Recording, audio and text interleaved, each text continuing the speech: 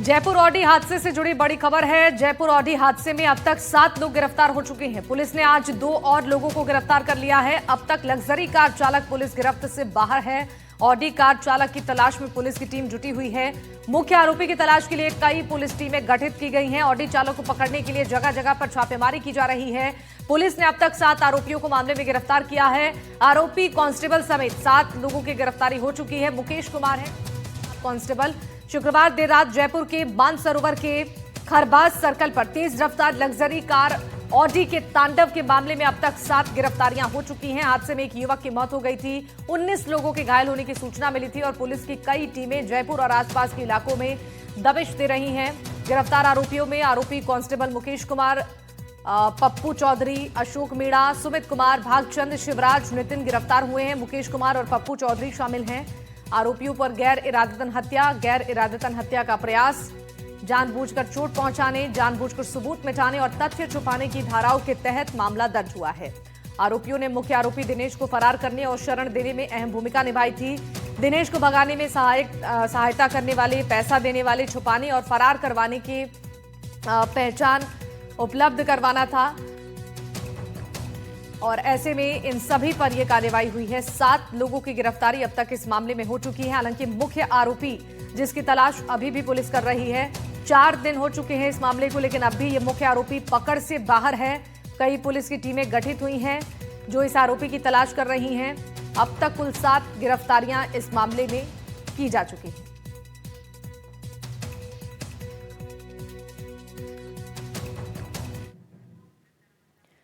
इस खबर पर ज्यादा जानकारी देने के लिए हमारे सहयोगी वीरेंद्र लाइव जुड़ रहे हैं। वीरेंद्र, जयपुर में जो यह हादसा हुआ था, इसके बाद लगातार इस मामले में कार्रवाई जारी है। 7 गिरफ्तारियां तो हो चुकी हैं, लेकिन मुख्य आरोपी अब भी पकड़ से दूर है। क्या प्रयास किए जा रहे हैं?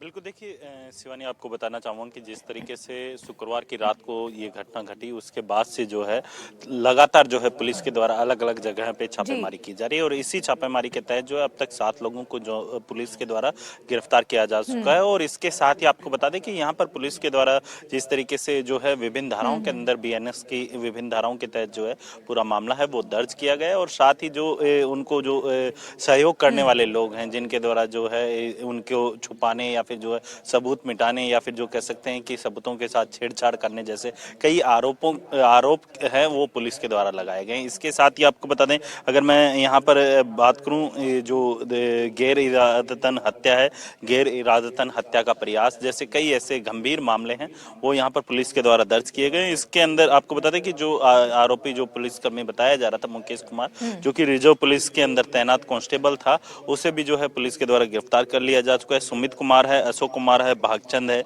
नितिन और शिवराज है, उनके ऊपर BNS की धारा 249 के तहत जो है यहाँ पर उन्हें गिरफ्तार किया गया है।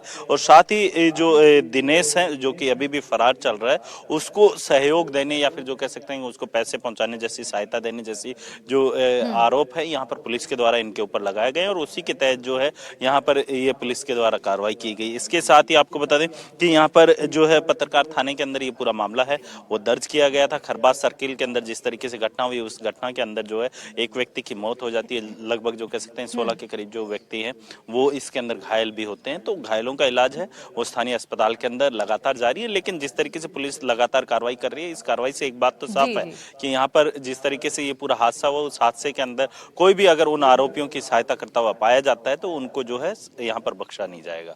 जी शिवानी। बिल्कुल वीरेंद्र, 4 दिन बीत चुके हैं और 7 गिरफ्तारियां हुई हैं, लेकिन इस मामले में लगातार ये मांग उठाई जा रही है मुख्य आरोपी की गिरफ्तारी हो। और क्या जो इस पूरे मामले में मुकदमा दर्ज हुआ है, जो लोग घायल हुए हैं, क्या उनकी सहायता के लिए कोई कदम उठाया गया है?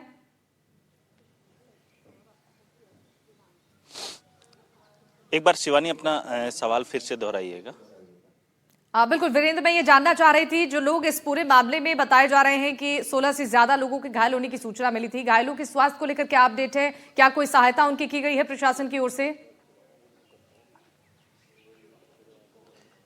देखिए अभी अगर मैं बात करूं घायलों की स्थिति की, जो 5 गंभीर घायल एसएमएस के अंदर थे उनकी जो रिकवरी है वो लगातार होती हुई दिखाई दे रही है, और जिसमें से एक व्यक्ति है वो गंभीर घायल था जिसे आईसीयू के अंदर एडमिट किया गया था, वो भी अब जो है धीरे धीरे रिकवर करता हुआ दिखाई दे रहा है। लेकिन जो 10 बचे हुए जो घायल जो जयपुरी अस्पताल के अंदर थे उनको भी जो है यहाँ पर रिकवरी हो रही है, और कईयों के जो कह सकते हैं कि जैसे मान लीजिए कईयों के गंभीर चोटें आई हैं तो उनको भी जो है डॉक्टर के द्वारा ऑपरेशन या फिर अन्य जो सर्जरी की अगर जरूरत पड़ती है तो वहाँ पे सर्जरी भी जो है डॉक्टर्स की टीम के द्वारा की जा रही है।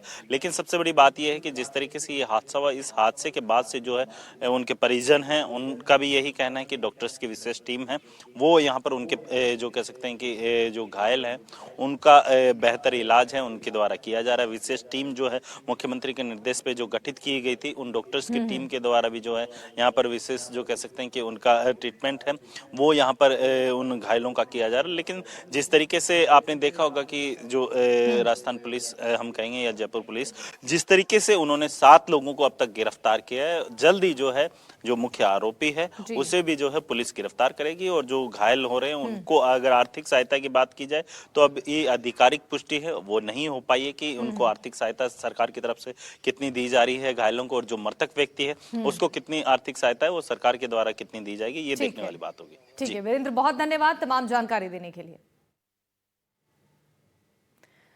आगे बढ़ते हुए भीलवाड़ा से बड़ी खबर आपको बता दें, भीलवाड़ा में व्यापारी से सरे राह लूट हुई है और बीच सड़क पर स्कूटी सवार व्यापारी को रोका।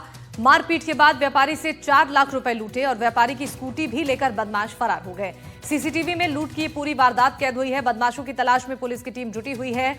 शास्त्री नगर आदर्श विद्या मंदिर रोड की ये वारदात बताई जा रही है, जहां पर बदमाशों ने व्यापारी को निशाना बनाया और 4 लाख रुपए कैश लूटे, फिर स्कूटी लेकर मौके से फरार हो गए। बदमाशों की तलाश पुलिस कर रही है और ये घटनाक्रम सीसीटीवी कैमरे में कैद हुई है और सीसीटीवी के आधार पर आरोपियों की पहचान की भी कोशिश लगातार की जा रही है।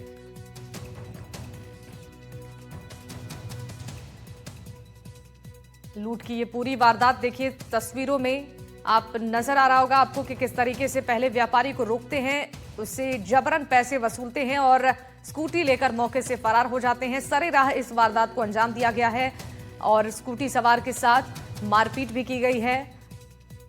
सीसीटीवी में ये पूरी वारदात कैद हुई है और इसी के आधार पर अब कार्रवाई की जा रही है।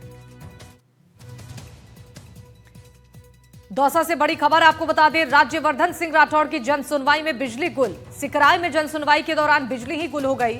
मोबाइल की रोशनी में मंत्री की जन सुनवाई चली। पांचौली सीनियर स्कूल में रात्रि चौपाल का आयोजन हुआ था और इसी दौरान बिजली गुल हो गई। मोबाइल की रोशनी में मंत्री ने जन सुनवाई को पूरा किया। तस्वीरों में आप देखिए, दौसा से ये खबर, राज्यवर्धन सिंह राठौड़ की ये जन सुनवाई चल रही थी जिसमें अचानक बिजली गुल हो गई और इस दौरान मोबाइल की रोशनी में मंत्री ने जन सुनवाई को पूरा किया। पांचौली सीनियर स्कूल में रात्रि चौपाल का आयोजन किया गया था।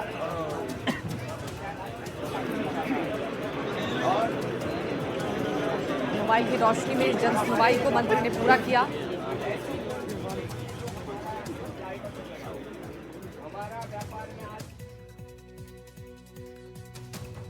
महेंद्रजीत सिंह मालवीय के बीजेपी छोड़कर कांग्रेस में जाने के सवाल पर इन दिनों काफी चर्चाएं चल रही हैं। वागड़ की सियासत के धुरंधर का पाला बदलना कई सवाल खड़े कर रहा है, लेकिन इसकी चर्चाओं से कौन किस पर क्या आरोप लगा रहा है, आपको एक रिपोर्ट के जरिए दिखाते हैं। कांग्रेस छोड़कर बीजेपी में शामिल हुए महेंद्रजीत सिंह मालवीय जल्द ही घर वापसी करने जा रहे हैं, यानी वो बीजेपी छोड़कर फिर से कांग्रेस में शामिल हो सकते हैं। मालवीय ने कांग्रेस के प्रदेश प्रभारी सुखजिंदर सिंह रंधावा से मुलाकात की है। प्रदेश अध्यक्ष गोविंद डोटासरा और नेता प्रतिपक्ष टीकाराम जूली से भी मुलाकात उनकी हो चुकी है और इन मुलाकातों में मालवीय की घर वापसी की चर्चाएं भी हैं। बताया तो ये भी जा रहा है कि कांग्रेसी नेताओं की हरी झंडी भी मिल चुकी है और आने वाले दिनों में वो फिर से कांग्रेस की सदस्यता ग्रहण करेंगे। कांग्रेस मेरे लिए नई पार्टी नहीं है। पिछले 40 साल मैंने कांग्रेस में निकाले, सरपंच के रूप में, प्रधान के रूप में, एमपी के रूप में, 5 बार जिला प्रमुख के रूप में, 4 बार विधायक के रूप में, 2 बार सरकार के मंत्री के रूप में लंबे समय तक कांग्रेस में काम किया। लेकिन कुछ समय पहले मेरा ऐसा मन हुआ कि डबल इंजन की सरकार है, मेरे क्षेत्र में विकास होना नहीं चाहिए और जनता का अहित नहीं हो, उस हिसाब से मैं जरूर भाजपा में गया। लेकिन वहाँ जाने पर मैंने देखा कि अपना एडजस्टमेंट, अपनी सहमति ठीक ढंग से यहाँ पे नहीं बन सकती है। और इसलिए मैंने अपने मन के अंदर अपने कार्यकर्ताओं से राय लेके तय किया कि कांग्रेस पार्टी में जाना चाहिए। वहीं महेंद्रजीत सिंह मालवीय की घर वापसी पर राजनीति तेज हो चुकी है। कांग्रेस में घर वापसी पर यूडीएच मंत्री झावर सिंह खर्रा ने तंज कसते हुए कहा कि मालवीय का बीजेपी से मोह भंग हो गया है। वहीं बीजेपी प्रदेश अध्यक्ष मदन राठौर मालवीय की पार्टी छोड़कर जाने के मामले पर किसी भी तरीके से बातचीत से बचते नजर आए। हालांकि उन्होंने ये जरूर कहा कि उनकी मालवीय से बातचीत होती रहती है।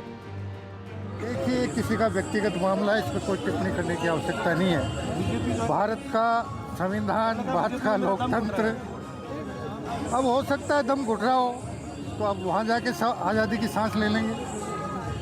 भाई पहले भी तो वहीं थे, वहाँ दम घुटा तो यहाँ आए होंगे।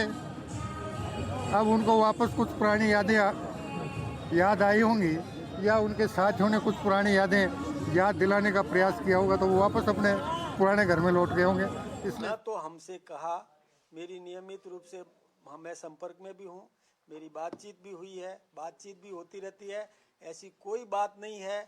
और यूं वैसे कोई मान लो छोटी मोटी होती रहती है तो हम आपस में परिवार के बाद परिवार कुटुंब प्रबोधन हमारा है, हम समझ लेंगे, सलट लेंगे। फिलहाल इस मामले को लेकर सवाल ये कि क्या वागड़ में अच्छी पहचान रखने वाले मालवीय के आने से बीजेपी को कितना फायदा हुआ, ये तो सबके सामने है ही, लेकिन जाने से कितना नुकसान होगा और कांग्रेस को कितना फायदा, ये सवाल है। हालांकि मालवीय ने कांग्रेस पार्टी अभी ज्वाइन नहीं की है। क्या हो रही इस देरी के पीछे कोई वजह है? Bureau report, NDTV Rajasthan. Jaipur से खबर है, जहां राजधानी में होने वाली आर्मी परेड को लेकर प्रेस वार्ता की गई। पुलिस कमिश्नरेट कार्यालय में हुई इस प्रेस कॉन्फ्रेंस में सेना दिवस पर होने वाली आर्मी डे परेड की सुरक्षा और यातायात व्यवस्थाओं को लेकर जानकारी दी गई। आर्मी डे परेड देखने के लिए आने वाली भीड़ को देखते हुए सुरक्षा के पुख्ता इंतजाम किए गए हैं। निर्धारित स्थान पर ही बैठने की लोगों को अनुमति मिल पाएगी, जैसी सुविधाओं के बारे में जानकारी दी गई थी। आर्मी डे परेड देखने के लिए सुबह 8 बजे तक निर्धारित स्थानों पर आप आ सकेंगे। निर्धारित समय के बाद ही अनुमति मिल पाएगी। इसके अंदर एंट्री सिर्फ पासेस से है। पासेस जो है SSO-ID से लोग लॉगिन करके डाउनलोड कर सकते हैं, और जिनके पास पास नहीं है उनको एंट्री नहीं मिलेगी। तो जिनके पास पास नहीं है वो लोग ना आए। इसका लाइव प्रसारण भी किया जा रहा है, तो लोग जिन लोगों के पास नहीं है वो अपने घरों से भी इसका लाइव प्रसारण देख सकते हैं।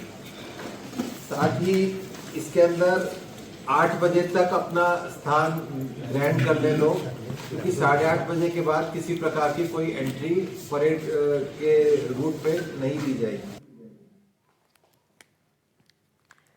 राजस्थान के